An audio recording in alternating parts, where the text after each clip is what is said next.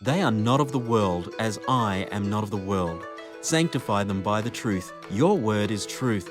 As you sent me into the world, I also have sent them into the world. I sanctify myself for them, so they also may be sanctified by the truth. Jesus prayed that we might be unified in his truth, standing firm in the faith and strong in his word. In a world questioning the credibility of God's word, Christ's prayer is for his church to stand firm in unity and his word. This is The Answers Conversation, and I'm your host, Steve Ham. We'll be answering the skeptical questions of our time, standing firm on the authority of God's word, and rejoicing in the gospel of Jesus Christ.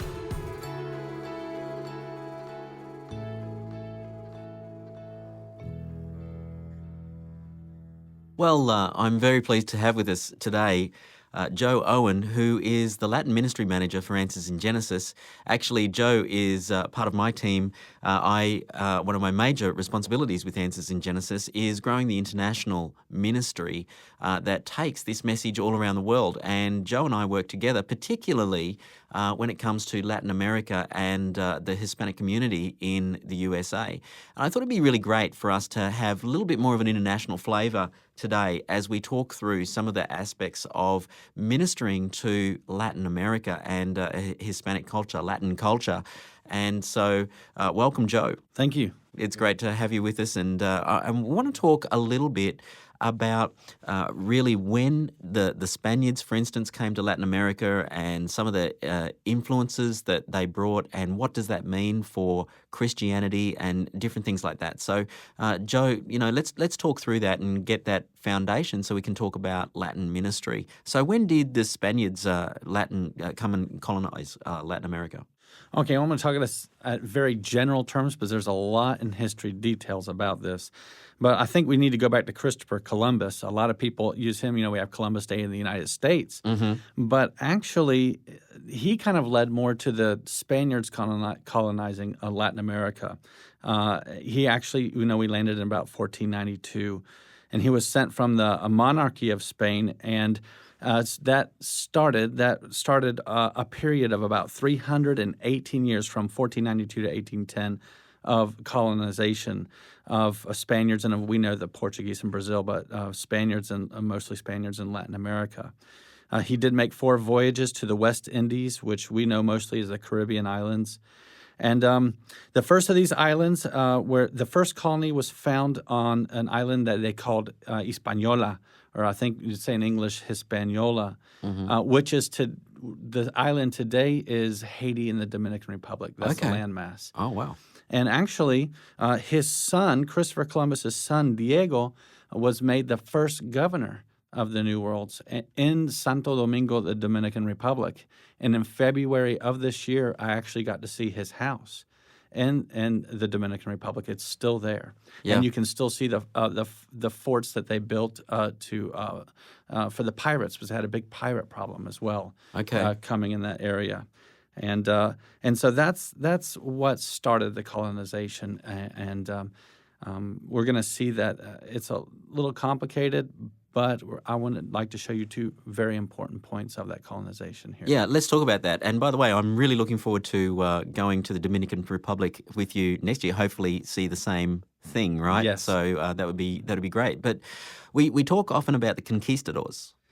And so, what is that really all about? And is that one of the 2 things that you wanted to talk about? Yes, we're going to go into it on that side. That's a good way to go into it. Well, that's a Spanish word, conquistadores, which means conquerors. It literally means conquerors. Conquistar is to conquer.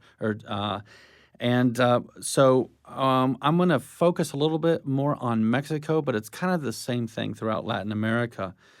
But 2 missions that they had, that 2-focused mission was given to the conquistador movement, and I'm kind of going to explain that here.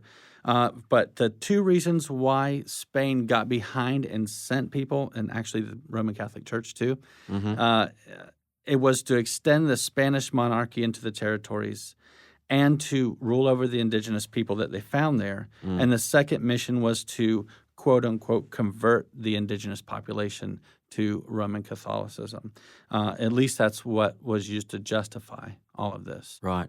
I mean, we're probably not talking about convert in the way that an evangelical Christian would talk about convert No. today, right? Yeah, I think they use the word convert in a wrong way. I think it's more has to do with control. And we're going to see when a person is not converted to Christ, we get into syncretism, and that's something that affects us today, and something that we can talk about that will help us share the gospel.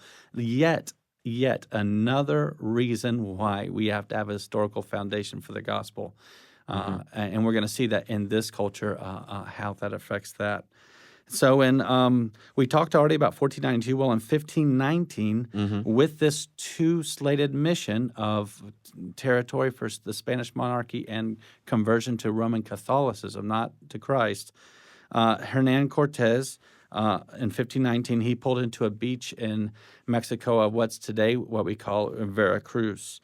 And when they got off the boat, they met with some indigenous people, and the indigenous people were bragging about the Tenochtitlan, the capital of the Aztec Empire, and saying, kind of like when you in the Bible, you see people knew about Solomon's great wealth and something kind of like that. They wanted these strangers to show off, their huge capital city with about 19 million population in the surrounding areas. That's the estimated population, historians say today.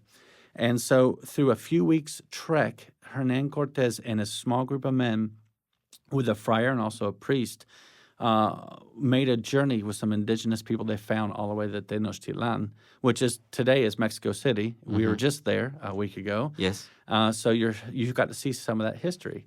And but on the way, they also made friends with some rival tribes that would later be very key to taking over Tenochtitlan.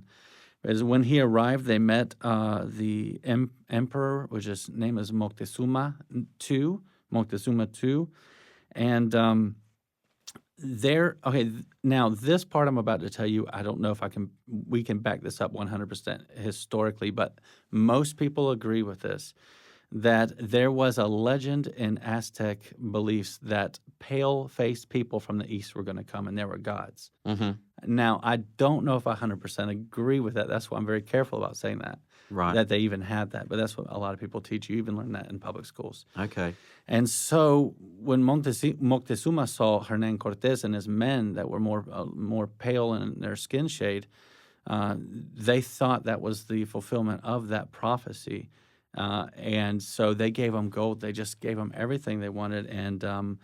And this small group of men actually kind of took over. And because of a problem that occurred with some other indigenous people, that was blamed on Moctezuma, and he was put under house arrest by the conquistadores, but still on friendly terms, kind of like Paul in Rome.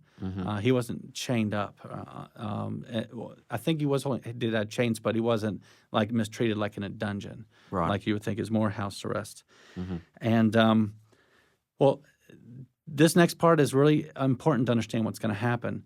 Hernan Cortez got himself in trouble with Spain, and so he had to go leave Tenochtitlan and go to the coast and wait for a ship of Spain to come because they were almost going to try him for treason or insubordination, actually. And I don't exactly know why. So when he had left, the man he left in charge had already put rules on them about they're no longer to do human sacrifices, and they're starting to shatter their idols and put up crosses and shrines to Mary, or as they called her, the Virgin Mary, and the places of those idols that they had. And that's when synchronism started, right there. Yeah. So let's just explain syncretism just for a moment, because really this is what we were talking about when conversion is not conversion, when one religion just takes on the face of another. Yes. The outer, it looks like something else. It looks like what we would think of Christianity or Roman Catholicism in this case. There's no conversion of the heart. Idolatry just changed the idol from one to another, but it's still idolatry because there's no conversion of the heart in front of the one true God. And when Cortez was taking care of this on the coast, they started a religious ceremony, and they said, you're okay to do this, just no human sacrifices. But there's a lot of fervor. going on in the ceremony, and people started, I hate to use the term, but people started using the restroom on top of the Templo Mayor because they were in a fervor and almost in some kind of a zone. They didn't even know what they're doing, it seemed like. And Cortez's men saw that as hostile, and they started killing them. They sealed off the temple and just slaughtered a whole bunch, every priest they could find on top of this. And then so when Hernan Cortez came back, he and Moctezuma tried to restore peace, but the Aztecs rebelled and fought back and even killed Moctezuma.